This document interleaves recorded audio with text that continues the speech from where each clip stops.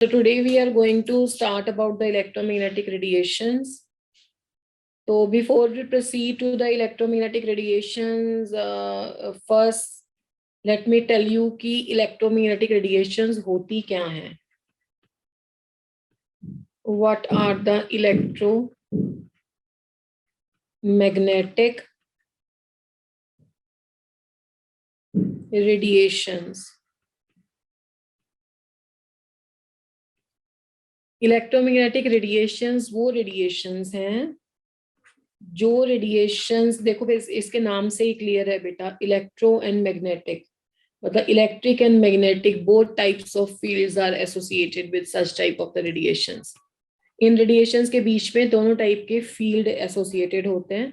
देखो electromagnetic radiation ना charge particle के फ्लो को बोलते हैं. Whenever the charge particle will move, तो आपने पढ़ रखा होगा कि अगर कोई चार्ज पार्टिकल किसी जगह पे है तो उसके सराउंडिंग में कौन सा फील्ड होगा. अब इसके सराउंडिंग में कोई फील्ड रहा होगा ना, क्योंकि जब हम चार्ज पार्टिकल के इस एरिया में आते हैं, इस जोन में आते हैं, तो किसी और चार्ज पार्टिकल को लाएं तो उसमें कुछ फोर्स ऑफ अट्रैक्शन या रिपल्शन इसे फील होगी depending upon the nature of that charge. मान लो मैंने यहाँ पे क्यू नॉट ले आया, क्यू नॉट है यहाँ पे टेस्ट चार्ज, तो टेस्ट चार्ज को इससे बहुत दूर रखो तो कोई फोर्स ऑफ अट्रैक्शन या रिपल्शन नहीं है. अगर मैं टेस्ट चार्ज को इसके इस सफियर में लेके आऊंगी तो उसमें क्या होगा, इसको कुछ फोर्स फील होगी, तो that is called as a electric field. तो इस पर्टिकुलर चार्ज का जो फील्ड होता है ना उसे हम बोलते हैं इलेक्ट्रिक फील्ड. तो इलेक्ट्रिक फील्ड और कुछ भी नहीं है, ये स्पेस अराउंड द चार्ज है जिसके बीच में हमें उसका फोर्स फील होता है, that is called as a electric field. मैं लिख देती हूँ क्योंकि बेसिकली इसकी ज्यादा जो बात है ना हम 12th में करते हैं. जो आपका इलेक्ट्रिक फील्ड होता है, व्हाट बेटा,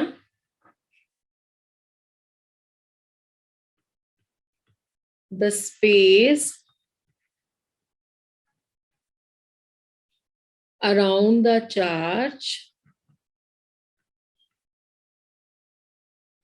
in which force due to that. ओहो, अभी आपको उसका बोहर के फेलियर नहीं ना कराए थे मैंने. चलो कोई बात नहीं, बात कर लेंगे, no issue. in which the force due to that charge can be experienced. ठीक है, उसे बोलते हैं electric field. Why you are unmuting yourself again and again? You want to ask anything?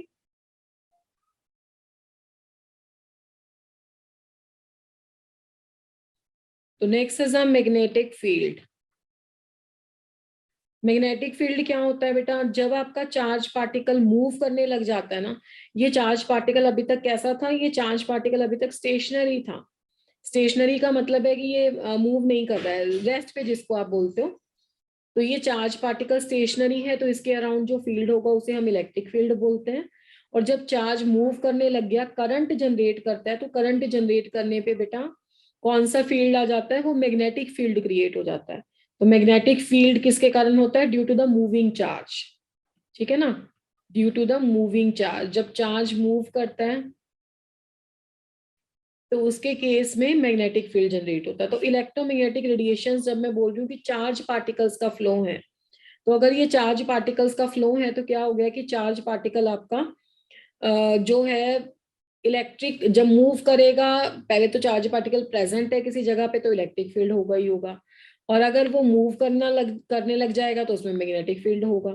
तो इसलिए इलेक्ट्रोमैग्नेटिक रेडिएशंस की क्या डेफिनेशन है, those radiations which are associated with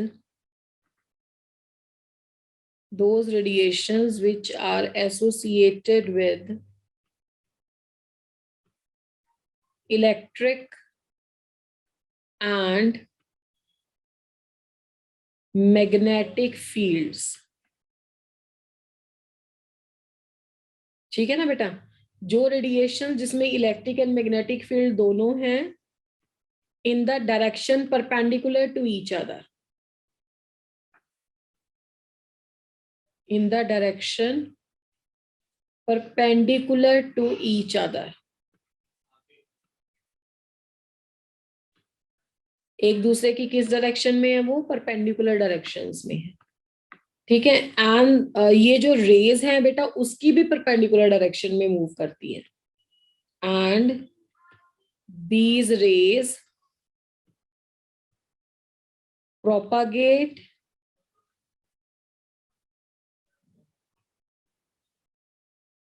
in the direction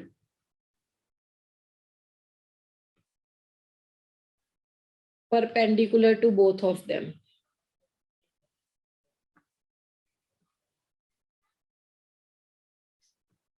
ठीक है, बोथ ऑफ देम। तो पहली बात तो ये जो रेडिएशंस है इसमें दोनों फील्ड एक दूसरे के परपेंडिकुलर हैं, और तीसरा ये जब प्रोपागेट करती है ये उससे भी परपेंडिकुलर है। जैसे अगर मैं इसको एक ऐसे स्पेक्ट्रम बना के रिप्रेजेंट करूं, सॉरी कोऑर्डिनेट सिस्टम बना के रिप्रेजेंट करूं, एक्सेस दूं, तो इस तरह से ये आपकी एक्सेस हो गई। अब देखो बेटा इसमें तीनों की डायरेक्शन परपेंडिकुलर है, मतलब अगर आपका इलेक्ट्रिक फील्ड इस डायरेक्शन में है, मैग्नेटिक फील्ड इस डायरेक्शन में है, तो ये डायरेक्शन होगी प्रोपेगेशन की। इसको आप इस साइड भी रिप्रेजेंट कर सकते हो, ये डायरेक्शन होगी प्रोपेगेशन की, मतलब all the fields are perpendicular to each other. ये इसका प्रोपेगेशन हो गया। तो ऐसी रेडिएशंस को बोलते हैं इलेक्ट्रोमैग्नेटिक रेडिएशंस। दूसरी बात बेटा, इलेक्ट्रोमैग्नेटिक रेडिएशंस को चलने के लिए ना किसी मीडियम की रिक्वायरमेंट नहीं होती है। तो सेकंड पॉइंट है electromagnetic radiations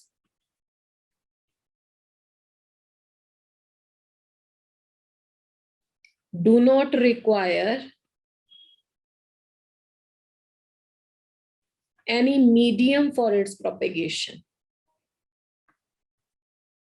Any medium for its propagation.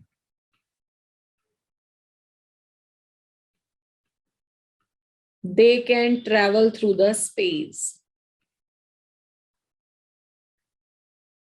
They can travel through the space. मतलब इनको आने के लिए जैसे सन से हमारे पास रेज आती हैं, तो कोई वहां पे कोई ऐसा थोड़ा ना कोई ट्यूब है या कोई ऐसा मीडियम है जिसमें से पास करके वो रेडिएशंस हमारे तक पहुंचती हैं, वो आपके पास as it is open space में ट्रेवल करती हैं। थर्ड है बेटा इलेक्ट्रोमैग्नेटिक जो रेडिएशंस हैं ये लाइट की वेलोसिटी से मूव करती हैं, सेम वेलोसिटी से चलती हैं। तो all the electromagnetic radiations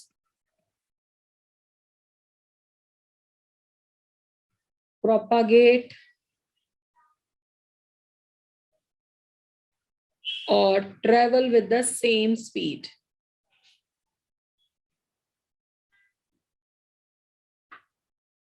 With the same speed.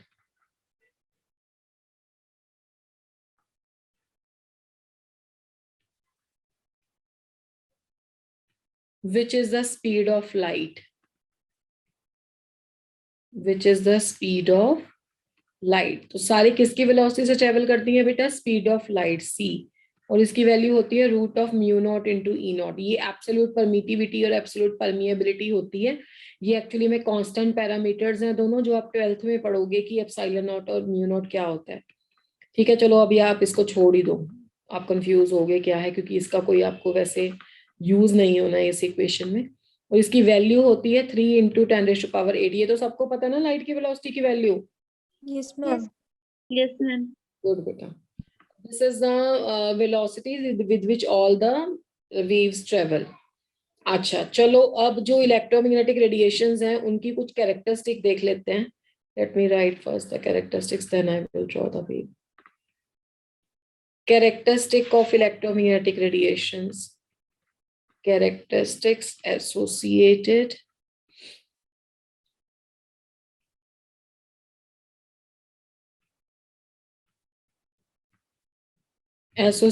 with electromagnetic radiations की शॉर्ट फॉर्म EM होती है, इलेक्ट्रोमैग्नेटिक रेडिएशंस। तो क्या कैरेक्टरिस्टिक एसोसिएटेड है इलेक्ट्रोमैग्नेटिक रेडिएशंस के साथ? पहला है एम्पलीट्यूड। क्या होता है बेटा एम्पलीट्यूड? किसको बोलते हैं एम्पलीट्यूड?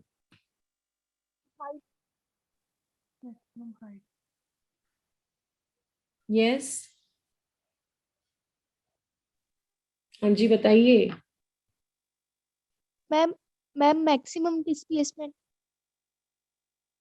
मैक्सिमम ये है height of the crest.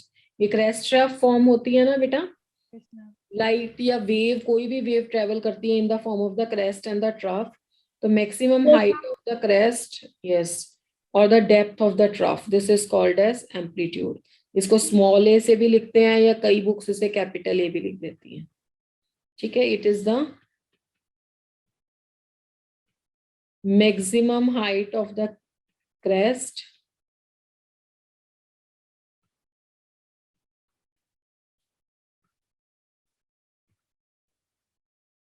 or depth of the trough।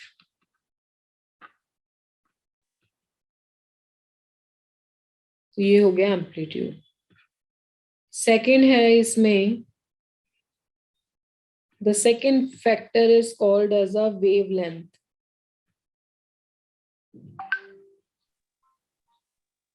The second factor is a wavelength। Now let's check it out कि wavelength कहते किसको हैं। What is a wavelength?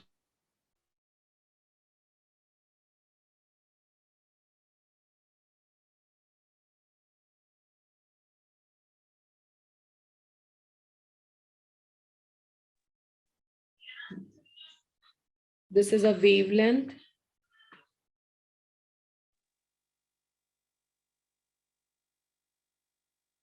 ठीक है, वेवलेंथ को रिप्रेजेंट करते हैं लैम्डा से।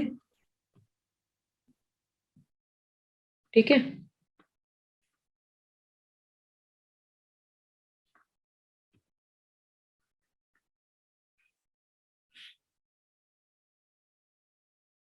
वेवलेंथ किसको बोलते हैं बेटा? Distance between two trough and crest and crest. हाँ, मतलब एडजेसेंट वाला पोर्शन ना, ये वाला portion. It is the distance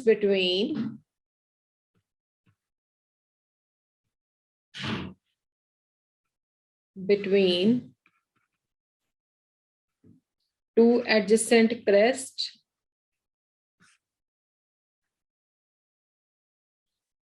or the troughs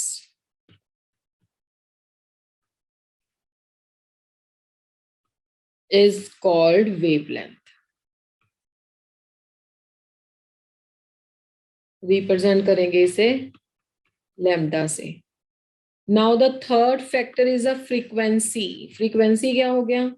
पहले तो रिप्रेजेंट इसको कैसे करते हैं, वी को ना थोड़ा सा ऐसे बना देते हैं। ठीक है, तो फ्रीक्वेंसी क्या होता है? Ma'am vibration. waves passes through a point is known as frequency। हाँ, एक सेकंड में कितनी वेव्स पास करती हैं। The number of the waves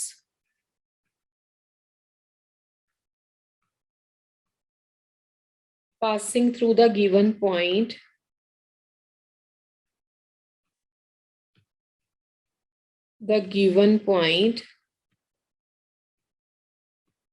in 1 second।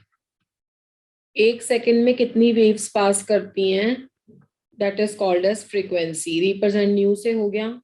अच्छा, वेलोसिटी किसको बोलते हैं? Ma'am distance travel by a waves in 1 सेकंड। जी, डिस्टेंस भी यही हो गया, ये भी यही हो गया। This is a distance travelled by the wave in 1 second।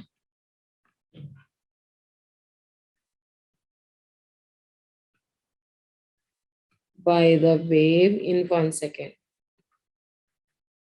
ठीक है, एक सेकंड में कितना डिस्टेंस ट्रेवल होता है, इसको हम v लिख देते हैं। अच्छा, अब इसमें कुछ रिलेशनशिप होता है जिससे आपका क्वेश्चन सॉल्व होगा। Now what is that relationship? जैसे कि हमने डिस्कस किया कि all the waves travel with the same velocity of light.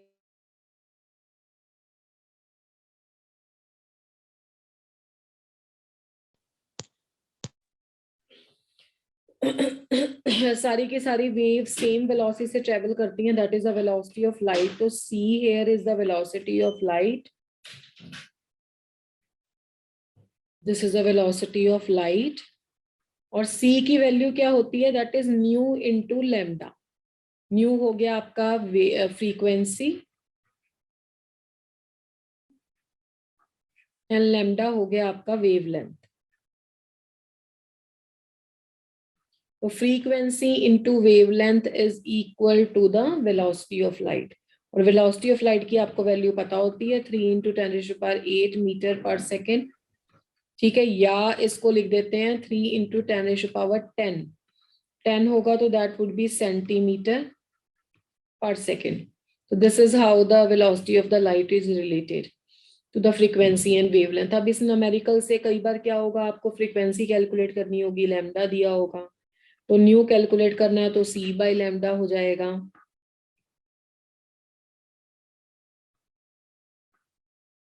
This is c by lambda, और लैम्डा कैलकुलेट करना है तो वो c बाय न्यू हो जाएगा। This is how these factors are related, nu and the lambda. Okay, and एक factor होता है बेटा एनर्जी। वैसे तो मैं अभी आपको इसकी एक इक्वेशन कराऊंगी भी, प्लैंक्स इक्वेशन, बट फिर भी यहाँ पे भी यूज होगा तो हम इसको यूज कर लेते हैं। एनर्जी ई होगा, ये आपको उसमें भी यूज करवाया था, स्पेक्ट्रा में भी यूज होगा बोर के। ई, हाँ, E is equal to h into nu होता है। H is equal to the Planck's constant, h is equal to the Planck's constant है, ये यहाँ पे कांस्टेंट होता है जिसकी वैल्यू होती है 6.6 to 10⁻34. -34 joule second. और न्यू आपको बता दिया मैंने फ्रीक्वेंसी होता है। अब क्योंकि आपको न्यू का रिलेशनशिप इस फॉर्म में भी पता है तो ये एच सी बाई लैम्डा होता है। ठीक है, इसका यूनिट एनर्जी का जूल होता है, बाकी एनर्जी का एक यूनिट इलेक्ट्रॉन वोल्ट भी होता है, और 1 इलेक्ट्रॉन वोल्ट होता है 1.6 × 10⁻⁻19 जूल। ठीक है, इस तरह से आप कन्वर्जन कर सकते हो। तो यहाँ से एक और आपके पास पैरामीटर आ जाएगा, वेव नंबर। वेव नंबर को आप न्यू डाल के उसके ऊपर एक बार लगा दो। अब ये होता है reciprocal of the wavelength. This is a reciprocal of wavelength.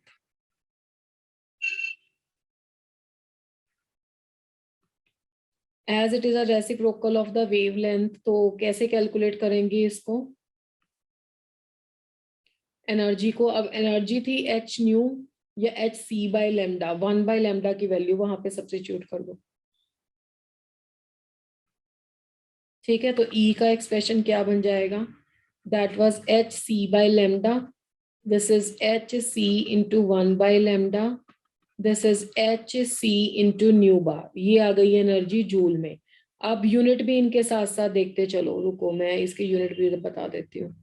जैसे आपका है एम्पलीट्यूड, एम्पलीट्यूड तो बेटा डिस्टेंस को ही बोलते हैं, मतलब हाइट हो चाहे कुछ भी, तो इसका यूनिट क्या रहेगा, इसका यूनिट सेंटीमीटर रहेगा।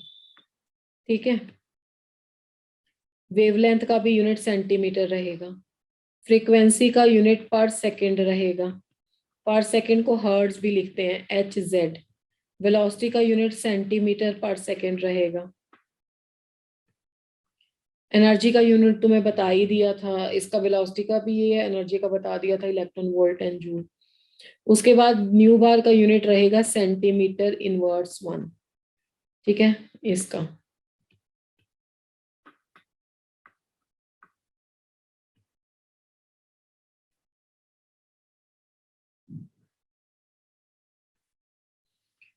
तो एच सी न्यू बार जूल में। अब देखो अगर ई बाय एच सी आ जाए तो दिस इज अ न्यू बार। अब इसका यूनिट क्या आ गया, सेंटीमीटर इनवर्स। तो याद रखना है new bar that is centimetre inverse, वो होता है ई बाय एच सी। जो एनर्जी आपने ले रखी है उसको एच सी से डिवाइड कर दोगे, that is called as this. बाकी जूल और आर्ग तो पता है ना सब बच्चों को। 1 joule is Yes. Equal to 10⁻7 ergs. तो अगर अर्ग्स भी पूछा हुआ तो अर्ग्स एस सी जी एस है, और जूल इसका एस आई है। तो पेपर में ध्यान रखना सारा डाटा एस आई में दे रखा है या सीजीएस में। तो ये तो हो गया आपका wave number and the wavelength.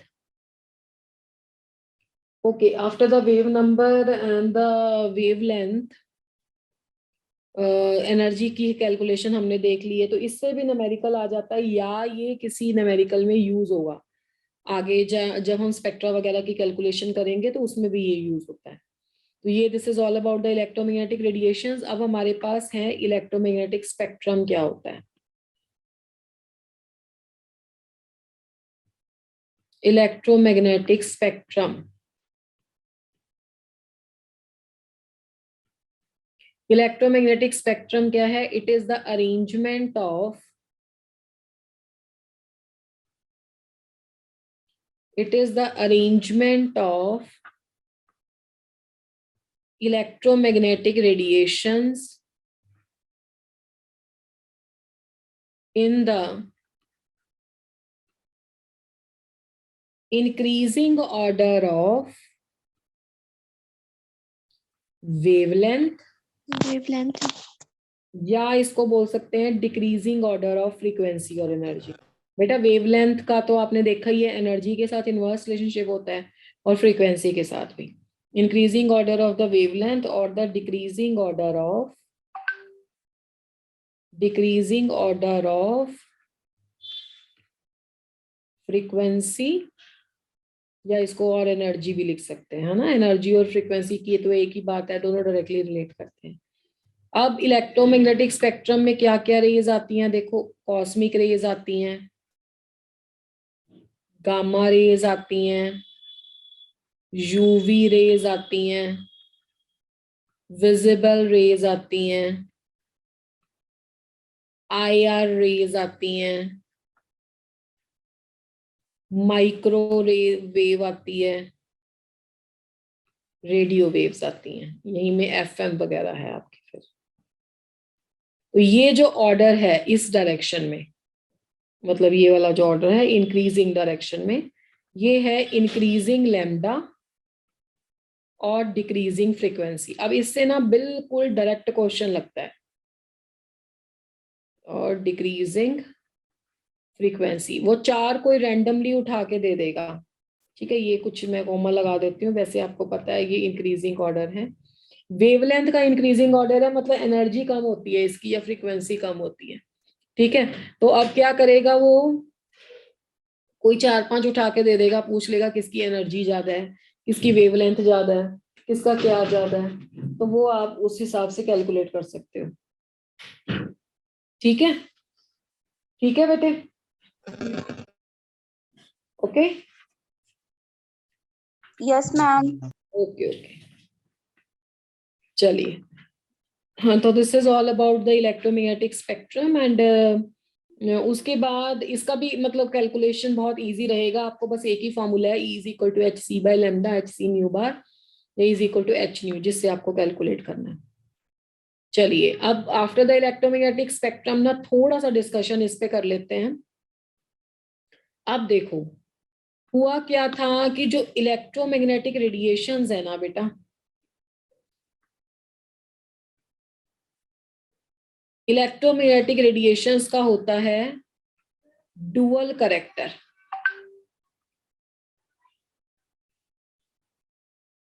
Dual character of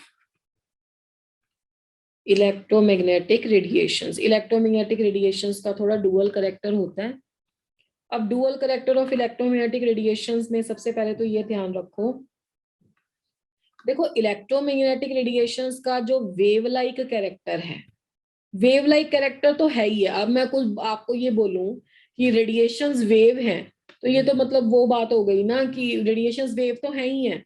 उनका जो भी आपको ईएम वेव की थ्योरी जो हमने पीछे पढ़ी है, वो सब इसके वेव कैरेक्टर की तरफ ही इशारा करती है ना। वेव की फॉर्म में ट्रेवल कर रही है, क्रेस्ट ट्रैफ होते हैं, एम्पलीट्यूड है, एनर्जी इतनी है, डीलोकलाइज्ड है। यहाँ पे मैं वर्ड यूज करूंगी डीलोकलाइज। देखो वेव होती है डीलोकलाइज, मतलब वेव की कोई फिक्स पोजीशन नहीं होती, और जो आपकी है पार्टिकल, पार्टिकल लोकलाइज्ड है ना। बॉल को आप दिखाई देख सकते हो, या रूम में जितने भी आर्टिकल्स आपके पास प्रेजेंट है उनको आप देख सकते हो, वो लोकलाइज्ड हैं, उनका फिक्स कैरेक्टर है। और ये सब क्या है, these are the all delocalised, ठीक है। तो वेव लाइक कैरेक्टर तो इनका है ही है। Wave like character electromagnetic radiations के लिए तो बहुत सारे फिनोमिना होते हैं। आपने पढ़ा होगा, रिफ्लेक्शन पढ़ा था ना 9th क्लास में, फिर इसमें पढ़ा होगा है ना, रिफ्लेक्शन होता है, डिस्पर्जन होता है, उसके बाद इंटरफेरेंस होता है। ये ना कुछ मैंने नाम जो लिखे हैं, कुछ तो आपको पता होंगे जो जितना आपने थोड़ा बहुत फिजिक्स में पढ़ा है। कुछ आप जब 12th क्लास की फिजिक्स पढ़ोगे ना तो पूरा पढ़ोगे, रे ऑप्टिक्स, वेव ऑप्टिक्स, वहां पे तो आपको वहां पे बताया जाएगा कि ये वेव लाइक कैरेक्टर है, ये पार्टिकल लाइक कैरेक्टर है, यहाँ पे ये ऐसे बिहेव करती है। अभी के लिए ये मतलब वेव वेव तो है ही है, ठीक है, या ईएम थियरी है जिसको बोलते हैं मैक्सवेल्स थियरी। मतलब ये सारी थियरीज वेव को वेव मानती हैं, ठीक है। अब प्रॉब्लम कहाँ पे आई? प्रॉब्लम आई इस पे, देखो वेव वेव तो होगी ही ना, वेव वेव है मतलब ये क्या है, डीलोकलाइज्ड है। डीलोकलाइज है, डीलोकलाइज मतलब है नो फिक्स्ड पोजीशन, है ना। वेव होगा तो उसकी कोई भी फिक्स्ड पोजीशन नहीं होगी, कुछ फिक्स्ड ओरिएंटेशन इसमें नहीं है। अब प्रॉब्लम कहाँ पे आई? प्रॉब्लम आई इसके सेकेंड पॉइंट पे, which is a particle like character. अब पार्टिकल लाइक कैरेक्टर कैसे एक्सप्लेन किया जाए इसका? पार्टिकल लाइक कैरेक्टर इसका एक्सप्लेन किया था प्लैंक ने, जिसकी आप इक्वेशन पढ़ते हो ना, E is equal to h nu. तो पार्टिकल लाइक कैरेक्टर किसने दिया इसका? प्लैंक्स थ्योरी, ठीक है। अब इसको हम पढ़ेंगे पहले प्लैंक्स थ्योरी को, उसके बाद हम जाएंगे उस पे कि कौन कौन से ऐसे फिनोमिना है। ऊपर वाली बातें तो आपने देख ली, reflection, dispersion, interference, electromagnetic theory, Maxwell's theory, ये सब तो लाइट को लाइट ही मानते हैं और ये तो सही भी है। पर लाइट को पार्टिकल मानने वाले कौन कौन से फैक्टर्स हैं, मैं लिख देती हूँ यहाँ पे, चलो नाम। Photo electric effect, photo electric effect and the black body radiations.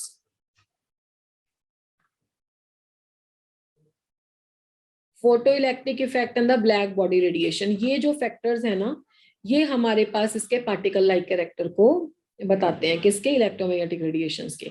मतलब ये एक्चुअली में फेलियर है वेव थ्योरी के, वेव थ्योरी इनको एक्सप्लेन नहीं कर पाई थी। तो let's first search out for this theory. ये वाला कुछ नहीं पढ़ना है हमने, वेव को वेव कौन कौन बताता है, वेव को वेव बताने वाली जितनी भी थ्योरीज हैं वो सबको पता है कि लाइट किसी जगह पे बढ़ती है तो रिफ्लेक्ट होती है, रिफ्रैक्ट होती है, उसके इंटरफेरेंस होते हैं, दिस एंड दैट। वो हमारा पार्ट नहीं है केमिस्ट्री का, बस हमें इसका पार्टिकल लाइक कैरेक्टर पढ़ना। वेव को वेव में जानने के लिए बस आप बैक वाला जो पोर्शन है ना, जिसमें हमने इलेक्ट्रोमैग्नेटिक रेडिएशंस के बारे में पढ़ा, बस उतना ही जानना जरूरी है, दैट्स ऑल। चलो अब आ जाओ आप Planck's quantum theory of radiations. Planck's quantum theory of radiations. Planck's quantum theory of radiations के पहले पोस्टुलेट्स लिखते हैं, then will discuss them one by one. The first postulate of this theory is all the electromagnetic radiations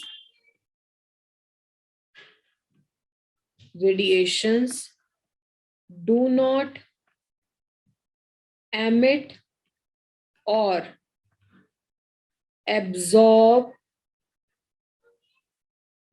the energy continuously,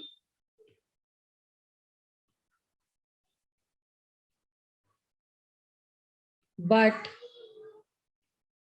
discontinuously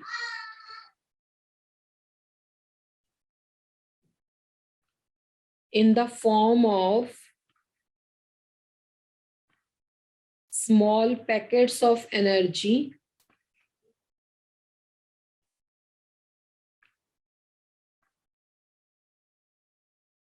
called quanta.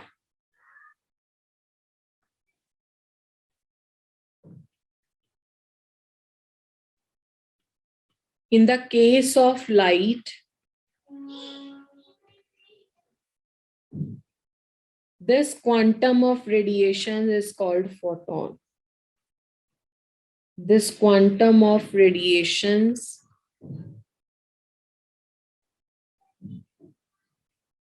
is called as photons. अब इसका मतलब क्या है इस लाइन का? वो कह रहा है सारी की सारी इलेक्ट्रोमैग्नेटिक रेडिएशंस ना कंटिन्यूसली एनर्जी एमिट या एब्जॉर्ब नहीं करती। अब देखो रेडिएशंस कब होंगी, रेडिएशंस वेव कब होंगी, रेडिएशंस को वेव कब बोला जाएगा, रेडिएशंस को वेव तब बोला जाएगा जब रेडिएशंस कंटिन्यूसली कुछ एनर्जी एमिट या एब्जॉर्ब करेंगे। अब सन से एनर्जी कंटिन्यूसली आती है, सन से जो आपकी हीट है ना, जो भी फॉर्म रहा हो एनर्जी का, जब वो किसी ऑब्जेक्ट पे पड़ती है तो वो कंटिन्यूसली उसे हीट करती है, कंटिन्यूसली उसे हीट कर करके गर्म कर देती है। तो जब वो गर्म हो जाता है सब्सटेंस, तो वो उसको एनर्जी एमिट करने को बोला जाए तब भी वो कंटिन्यूसली एनर्जी एमिट करता है। तो कुछ डिसकंटिन्यूस नहीं है, ये कह रहा है ऐसा नहीं है। इलेक्ट्रोमैग्नेटिक रेडिएशंस ना तो कंटिन्यूसली एनर्जी एमिट करती हैं, ना ही डिसकंटिन्यूस करती हैं।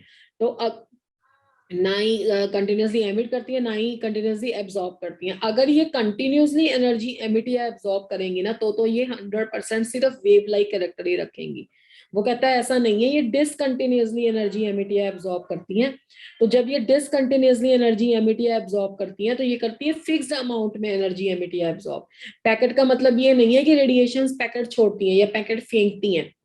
बेटा जी, पैकेट का मतलब यहाँ पे फिक्स्ड अमाउंट है, पैकेट के ऊपर क्वांटिटी लिखी होती है ना, तो यहाँ पैकेट का मतलब है कि दे आर एमिटिंग और absorbing the energy in the form of some fixed amount. ठीक है, और इसको बोलते हैं क्वांटा, क्योंकि जब भी क्वांटाइजेशन की बात होती है हम फिक्स्ड अमाउंट की बात करते हैं। लाइट के केस में ये जो क्वांटम ऑफ रेडिएशन है उसका क्या नाम रखा गया, फोटोन। तो फोटोन जीरो रेस्ट मास वाले ऐसे पार्टिकल्स हैं जो एक्चुअली में लाइट के अंदर प्रेजेंट है, मतलब ये लाइट का पार्टिकल लाइक कैरेक्टर है। जैसे हमारा मटेरियल पार्टिकल किससे बना हुआ है, मटेरियल पार्टिकल हमारा इलेक्ट्रॉन से बना हुआ है ना, इसी तरह से आपकी रेडिएशंस भी एक पार्टिकल लाइक चीज से बनी हुई है, और वो पार्टिकल है उसमें फोटोन। जैसे नॉर्मल एटम में प्रेजेंट है इलेक्ट्रॉन, ऐसे यहाँ पे प्रेजेंट है फोटोन। ठीक है, तो ये तो पहला पॉइंट दिया इसने। सेकंड पॉइंट इसने कहा, सेकंड पॉइंट वही जो इसका आप यूज करते हो energy equation, energy of the electromagnetic radiations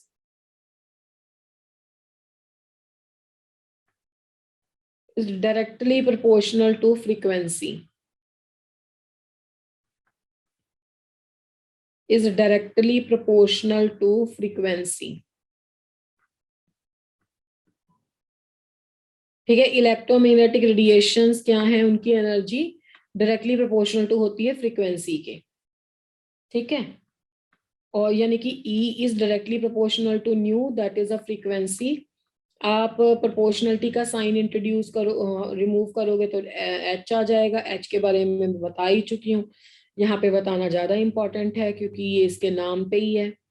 this is called as a Planck's constant, जिसको वैल्यू आप जानते हो 34 जूल सेकंड में। बार बार कहती हूँ, ये जूल पर सेकंड नहीं है, जूल सेकंड है। ठीक है, तभी जूल सेकंड से पर सेकंड कैंसिल आउट हो जाएगा तो आंसर जूल में आएगा। तो ये सेकंड पॉइंट हो गया। थर्ड पॉइंट इसने इस थ्योरी के रिगार्डिंग क्या दिया कि all the electromagnetic radiations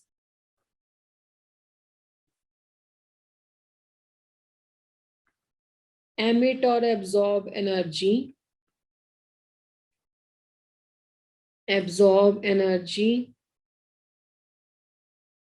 in the whole number multiple of quanta, whole number multiple of quanta, whole number multiple of quanta के फॉर्म में ये एनर्जी एमिट या एब्जॉर्ब करती हैं। तो E is equal to n h nu होता है, और n की वैल्यू होल नंबर होगी, मतलब इसमें फ्रैक्शन नहीं आप ले सकते हो। n is equal to 1 2 3 up to so on. We can't say कि इसने 2.5 क्वांटा एनर्जी एब्जॉर्ब करी या 2.3 क्वांटा इसने एनर्जी एमिट करी। तो this is called as whole number. ठीक है, जीरो से नहीं स्टार्ट करना, जीरो का मतलब है फिर कोई एनर्जी है ही नहीं है उसके पास। ठीक है, तो ये तो हो गए आपके तीन पॉस्टुलेट। अब देखो इसमें जितनी भी बातें हैं इन तीनों पॉस्टुलेट्स में, वो सारी वेव कैरेक्टर को तो सपोर्ट नहीं कर रही। वेव के केस में तो हम बोल रहे हैं कंटिन्यूसली एमिट या एब्जॉर्ब एनर्जी होनी चाहिए, पर ये फिक्स्ड अमाउंट की बात कर रहा है, पैकेट की बात कर रहा है, फोटोन की बात कर रहा है, क्वांटा की बात कर रहा है। ये तो कैरेक्टरिस्टिक हमने इलेक्ट्रॉन का पढ़ा था जब उसका क्वांटाइजेशन पढ़ा था। सेकंड एनर्जी इलेक्ट्रोमैग्नेटिक रेडिएशन की फ्रीक्वेंसी से रिलेट करती है, और थर्ड होल नंबर मल्टीपल। तो ये सारा जो क्वांटाइजेशन है ये इस बात की तरफ इशारा कर रहा था। मैं लिख भी देती हूँ ये स्टार्टिंग में ना, कई बार जब आप टॉपिक स्टार्ट करते हो तो ये पता होना चाहिए। Planck's quantum theory of radiation ने क्या जस्टिफाई किया? इसने जस्टिफाई किया था particle like character of the EM waves. वैसे मैंने लास्ट स्लाइड पे भी ये बात लिखी है, particle like character of the EM waves, electromagnetic waves के पार्टिकल लाइक कैरेक्टर को सपोर्ट किया था। वेव लाइक के लिए तो बहुत सारी थियरीज हैं, तो इसको इसने सब एक्सप्लेन किया था। अब क्वेश्चन ये है कि कौन से ऐसे हैं यू कैन से फिनोमिनाज, या कौन से ऐसे एक्सपेरिमेंट्स हैं जिसमें लाइट को वेव नहीं पार्टिकल माना गया। वैसे तो इसका देखो दोनों तरह का कैरेक्टर है, ठीक है। पार्टिकल लाइक कैरेक्टर का एक नाम है corpuscular character. Particle like character को क्या लिखते हैं? Particle like character is also called as corpuscular character.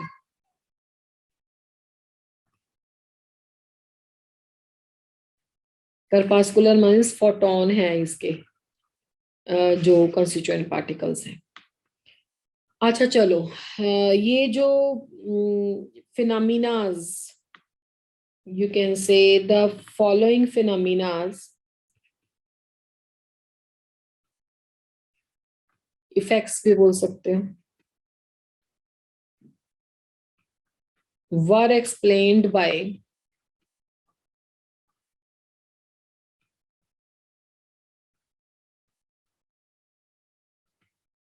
by particle like character of electron waves, particle like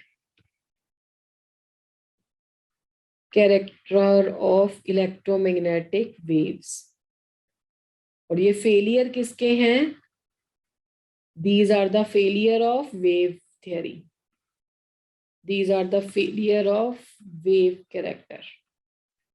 मतलब वेव कैरेक्टर से ये एक्सप्लेन नहीं हुए थे, किससे एक्सप्लेन हुए थे? पार्टिकल लाइक कैरेक्टर से, जिसमें पहला तो बहुत आसान है, जिसमें हमें कुछ ज्यादा नहीं करना है, that is called as a black body radiations, ये ब्लैक बॉडी इफेक्ट। तो पहले तो ब्लैक बॉडी होती क्या है? ब्लैक बॉडी किसको बोलते हैं? जो क्या है? Perfect absorber of light. हाँ जी, and the perfect emitter of radiations, and the perfect emitter of radiation. ये perfect absorber and the perfect emitter है रेडिएशंस की। सीधी सी बात है कि जो आपके पास ब्लैक बॉडी है, या कोई भी ब्लैक है, हम बोलते हैं ना कि विंटर समर्स में ब्लैक को अवॉइड करना चाहिए, विंटर्स में पहनना चाहिए, क्योंकि ब्लैक क्या है, वो जितनी भी रेडिएशंस उसके ऊपर पड़ती हैं वो सबको एब्जॉर्ब कर लेता है। तो विंटर में तो ये गुड है कि चलो ठीक है, अच्छी बात है, बट समर्स में प्रॉब्लम है। तो समर्स में हम लाइट क्लोथ पहनते हैं, लाइट कलर्ड क्लोथ पहनते हो। तो ये perfect absorber and the perfect emitter of radiations होता है। तो देखो बेसिकली क्या होता है कि इट एब्जॉर्ब ऑल, जो लाइट पड़ती है, अगर तो वो व्हाइट लाइट है, उसमें से सारे के सारे कलर ये एब्जॉर्ब कर लेता है। इट एब्जॉर्ब, पता ना आपको, white is a mixture of 7 colours. Yes, sir. It Yes. हाँ जी, it absorb all the light, यानी कि कलर्स है ना, फॉलिंग ऑन इट, मतलब व्हाइट में से सब एब्जॉर्ब करेगा। And reflect nothing, and reflect none. तो रिफ्लेक्ट नन है, तो इसीलिए हमारे पास वो कैसा दिखाई देगा? रिफ्लेक्ट नन है बेटा, इसीलिए वो दिखाई देगा black. And when such a body is heated, तो ये सारे बाहर भी निकाल देता है। And when such a body is heated, a body is heated, it emit all the radiations। जब ऐसी बॉडी को हीट किया जाता है तो ये सारी रेडिएशंस एमिट कर देता है।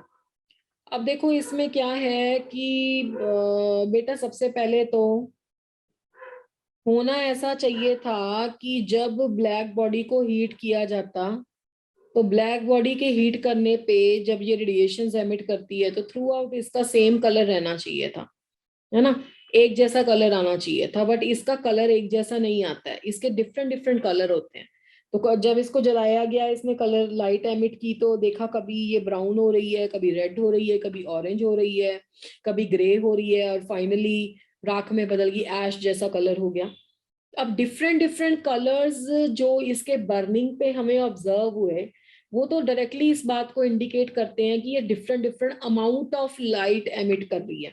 कंटिन्यूसली लाइट एमिट नहीं कर रही, कंटिन्यूसली एनर्जी एमिट नहीं कर रही, डिसकंटिन्यूसली एनर्जी कर रही, क्योंकि हर एक कलर का मतलब होता है अलग वेवलेंथ, और हर एक वेवलेंथ का मतलब होता है अलग एनर्जी। ठीक है, तो इसके लिए जो ब्लैक बॉडी है वो कंटिन्यूसली एनर्जी एमिट नहीं करती है, वो डिसकंटिन्यूसली एनर्जी एमिट कर रही थी। ठीक है, इसको लिख लेते हैं। When such a body is heated, it emit all the radiations, and color of it will get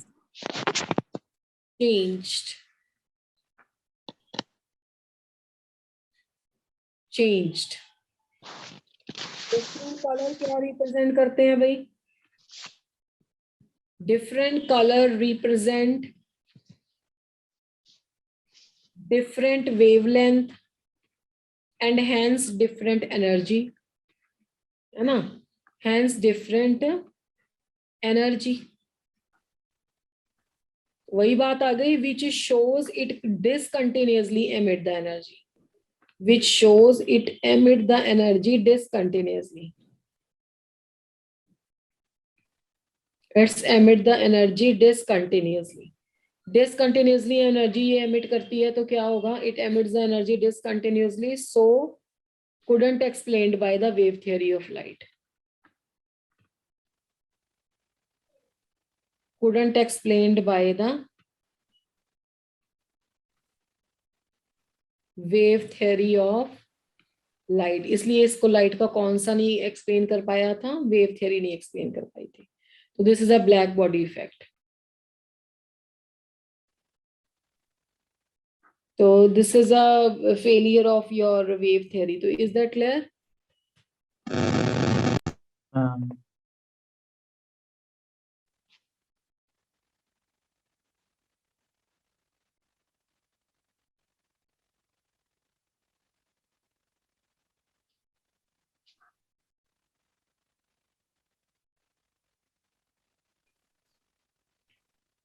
तो नेक्स्ट है हमारे पास जो फेलियर था इलेक्ट्रोमैग्नेटिक रेडिएशंस का, जो फेलियर था इसके वेव करेक्टर का, that is called as a photo electric effect. Very very important. तो पहले तो ये नहीं एक्सप्लेन हो पाया था वेव थ्योरी ऑफ लाइट से। Now the second is a photo electric effect.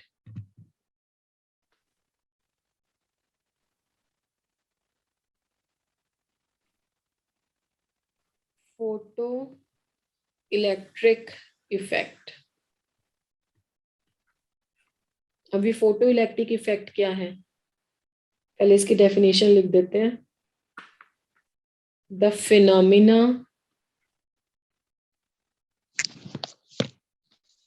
of emission of electrons from surface of the metal when the light of suitable frequency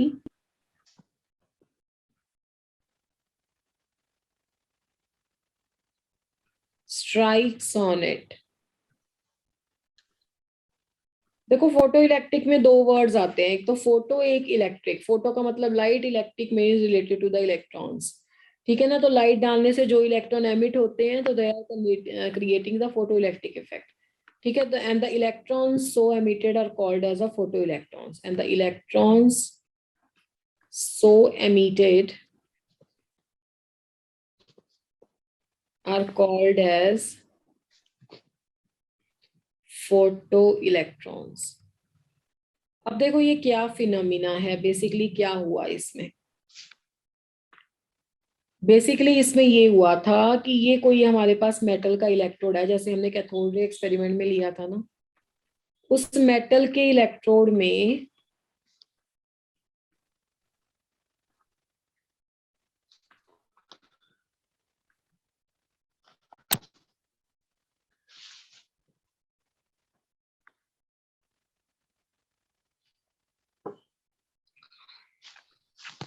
उस मेटल के इलेक्ट्रोड पे हमने लाइट डाली, ठीक है, ये हमने कुछ लाइट रेडिएशंस इसमें डाली।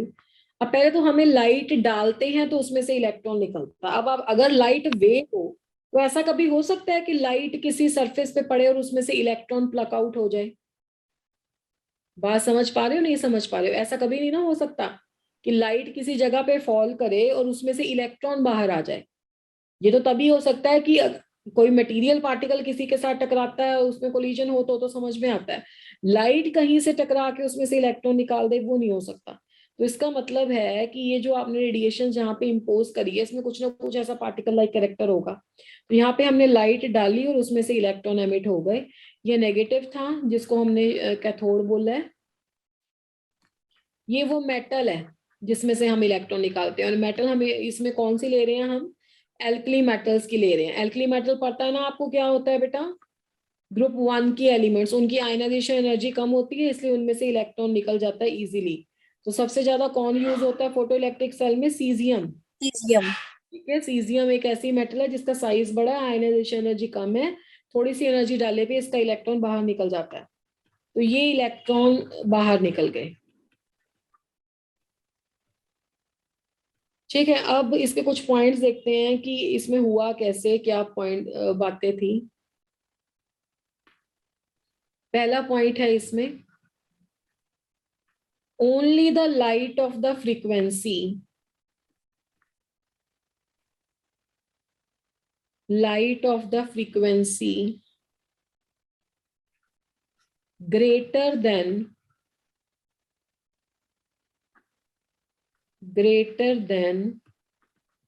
certain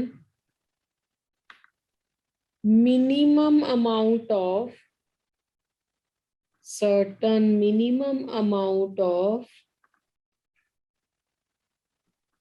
the frequency called as threshold frequency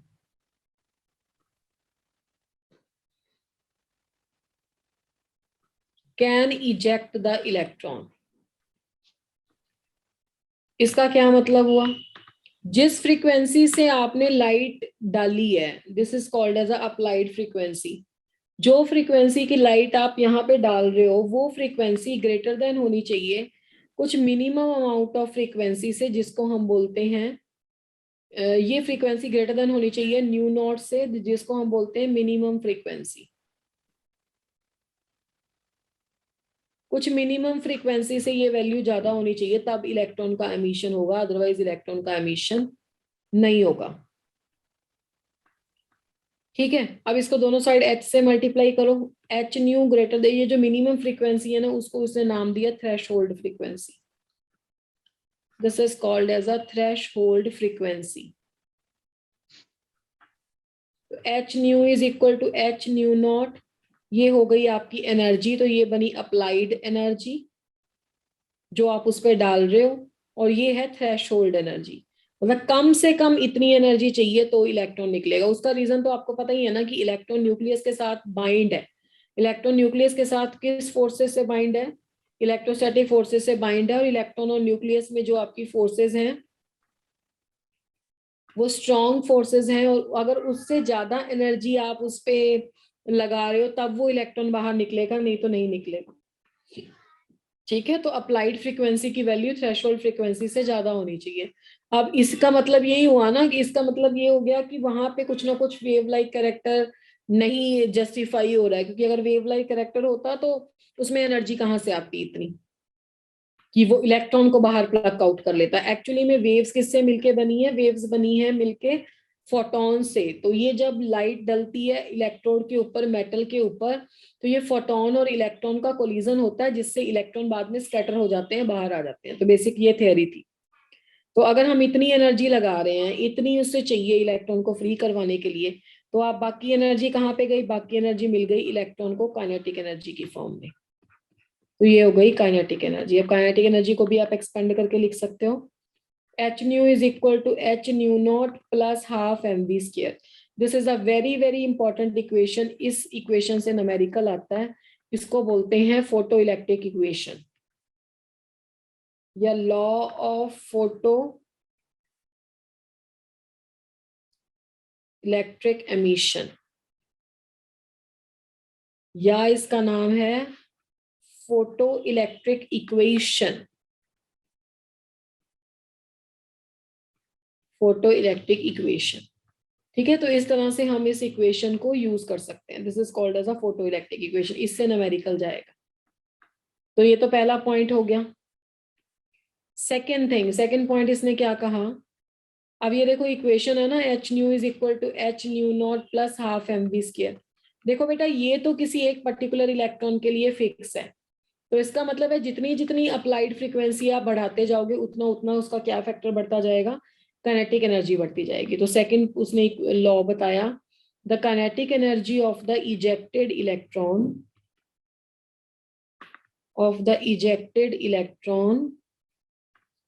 is directly proportional to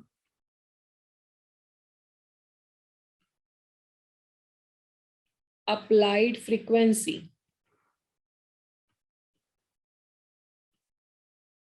ठीक है ना?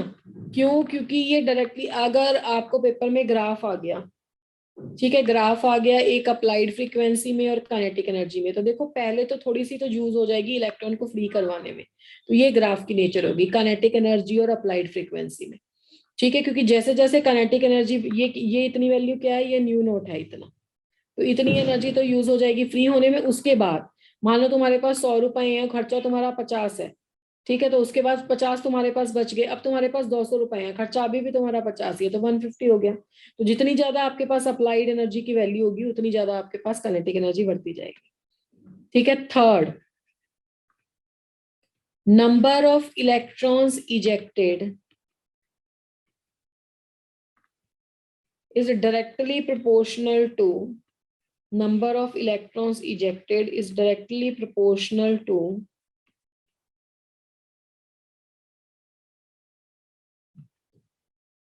the intensity of the light।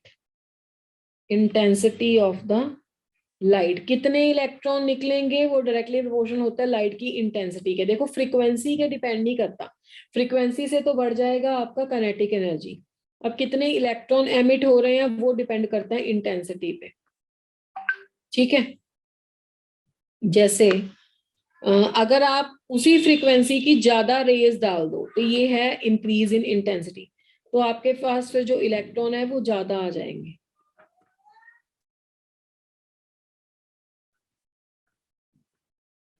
ठीक है, तो ज्यादा नंबर ऑफ इलेक्ट्रॉन निकल जाएंगे। तो अगर ग्राफ बनाया जाए number of electrons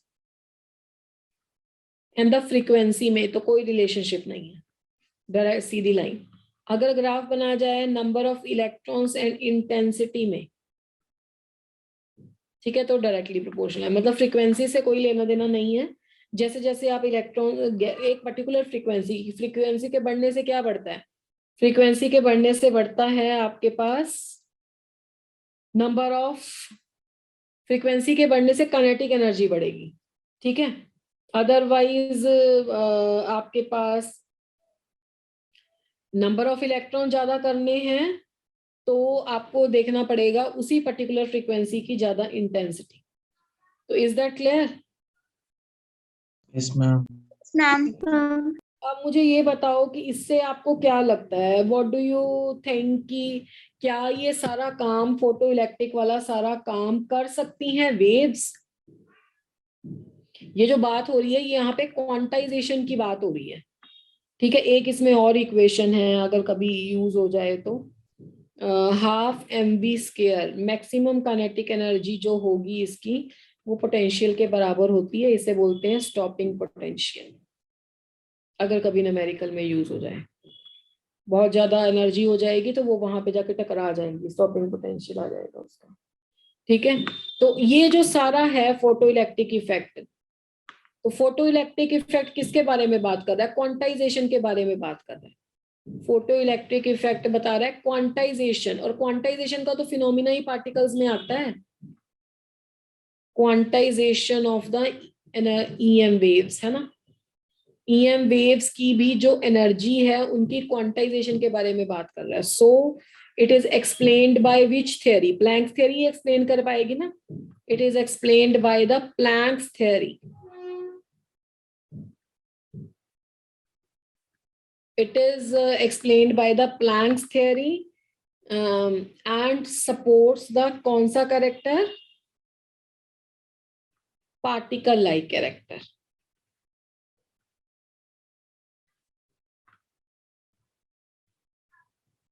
Particle like character of the radiations. ठीक है, तो इसका मतलब ये है, कंक्लूजन क्या आया हमारे पास? कंक्लूजन ये निकल के आया कि हम ये नहीं बोल सकते कि जो आपकी इलेक्ट्रोमैग्नेटिक रेडिएशन है वो सिर्फ वेव्स होंगी या सिर्फ पार्टिकल्स होंगी। इलेक्ट्रोमैग्नेटिक रेडिएशंस आपकी वेव्स भी हो सकती हैं, इलेक्ट्रोमैग्नेटिक रेडिएशंस आपकी पार्टिकल भी हो सकती हैं। तो इलेक्ट्रोमैग्नेटिक रेडिएशन भी नहीं, दोनों हैं, मतलब वेव्स एंड पार्टिकल। तो उनका कौन सा कैरेक्टर हो गया फिर जस्टिफाइड? Dual character. हाँ जी, डुअल कैरेक्टर। तो यानी कि डुअलिटी हर जगह।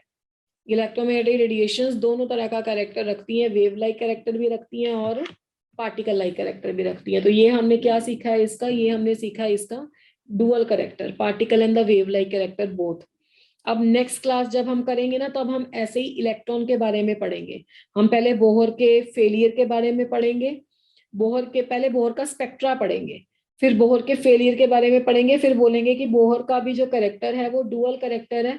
अकेला सिर्फ पार्टिकल लाइक कैरेक्टर जो हम मान के चले हैं, बोहर का नहीं, सॉरी, बोहर में इलेक्ट्रॉन्स का। ठीक है, बोहर के कैरेक्टर के बारे में बात करना मतलब हम इलेक्ट्रॉन की गुणगान कर रहे हैं, क्योंकि बोहर ने सारा डेमोन्स्ट्रेशन इलेक्ट्रॉन का ही दिया है। तो बोहर का जो भी मॉडल था, जो उसने इलेक्ट्रॉन के बारे में बोला, वो सारा कैरेक्टर पार्टिकल था। अब बोहर तो मान बैठा इलेक्ट्रॉन को एक पार्टिकल, बट एक्चुअली में उसका भी डुअल कैरेक्टर है, और उसके दोनों कैरेक्टर्स को कौन कौन सी थियरीज जस्टिफाइड करती हैं वो नेक्स्ट क्लास में करेंगे इसको। तो इतना क्लियर है भाई? Yes, ma'am. Yes ma'am. चलो, अब कुछ क्वेश्चंस इससे पहले इससे रिलेटेड लेते हैं, प्लैंक्स थ्योरी से। जल्दी जल्दी से करना है, इसका ऑप्शन नहीं है, ये आपको वैसे ही सॉल्व करना है, आज की इक्वेशन से रिलेटेड है।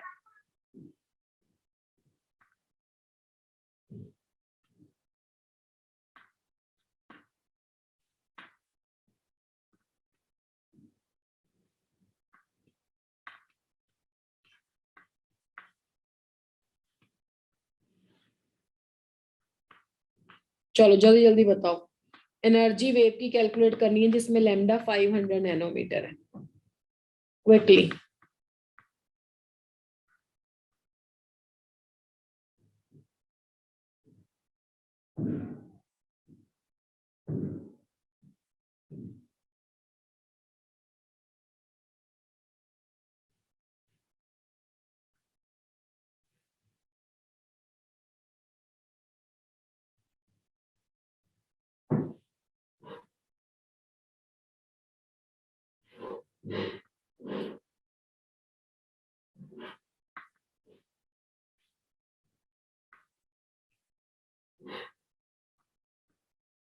यस बेटा,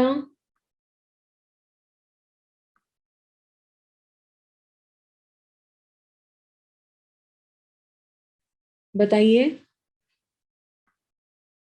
ma'am 3.31 into 10 raised to power minus 33. चलो लेट्स चेक इट आउट। एक आंसर हमारे, बाकी बच्चे अपना चैट बॉक्स में आंसर पोस्ट कर सकते हैं। सॉल्व तो करना पड़ेगा ना बेटा, थ्योरेटिकल टॉपिक नहीं है। E is equal to hc by lambda 6.6 into 10 raised to power minus of 34। C की वैल्यू कितनी हो जाएगी? 3 into 10 raised to power 8। Lambda कितना हो जाएगा? 500। नैनोमीटर को कैसे कन्वर्ट करते हो? From 10 raised to power minus 3. 9। ये तो एंगस्ट्रॉम हो गया ना। -9। अच्छा, तो ये कितना आ गया बेटा? अप्रोक्सीमेटली 19.8, है ना? दस 26 माइनस में ये हो गया 5 × 10⁻⁻7, तो 10 की पावर आ गई 5 3 15। 3.9 बोला था आपने? 3.3 बोला। 5 3 15, तो 4 और 8, 5 9 45, 6 कुछ ऐसा आता है। Yes ma'am. बाकी किसी का आया चैट बॉक्स में आंसर? हाँ ठीक है, 9 6, किसी ने 9 7 लिखा हुआ।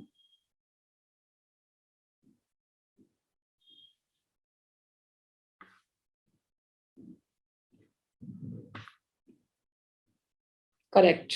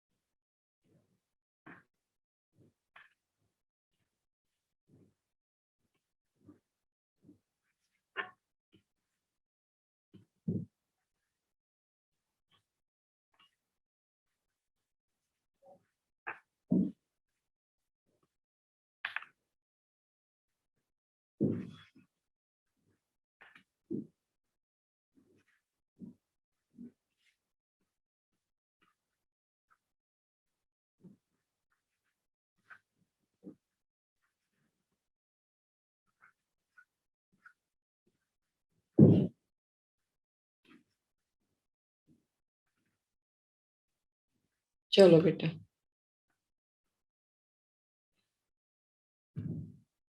quickly everybody has to participate.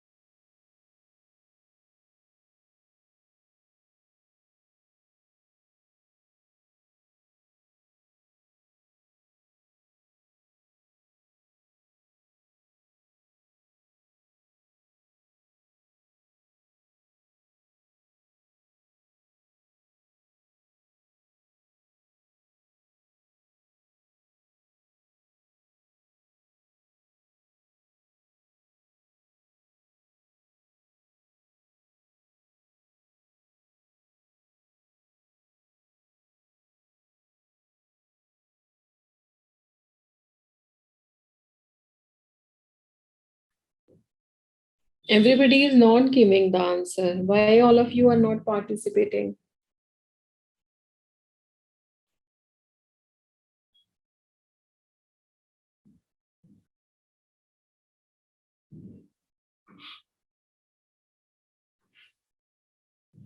Correct answer. One student has given the correct answer in the chat box.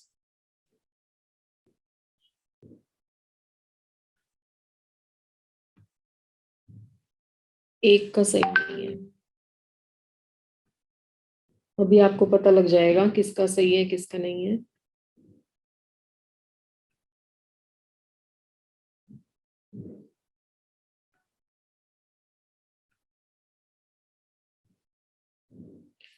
अभी मैंने आपको बोला था ना बेटे कि electromagnetic radiations stationary charges produce नहीं करते हैं, सिर्फ मूविंग चार्जेस भी प्रोड्यूस नहीं करते हैं, एक्सेलरेटेड चार्जेस प्रोड्यूस करते हैं. इसका करेक्ट ऑप्शन 2 होगा.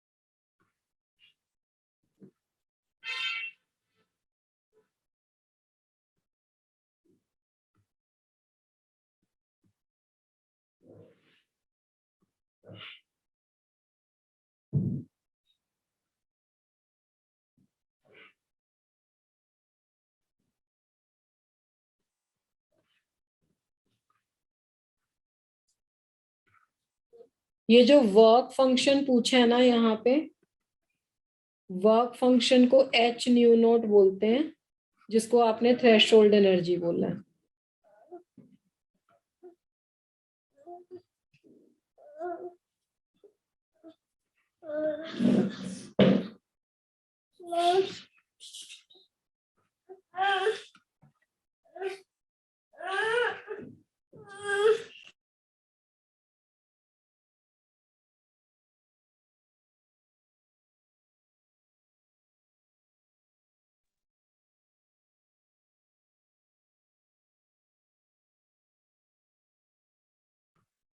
Yes, give the answer.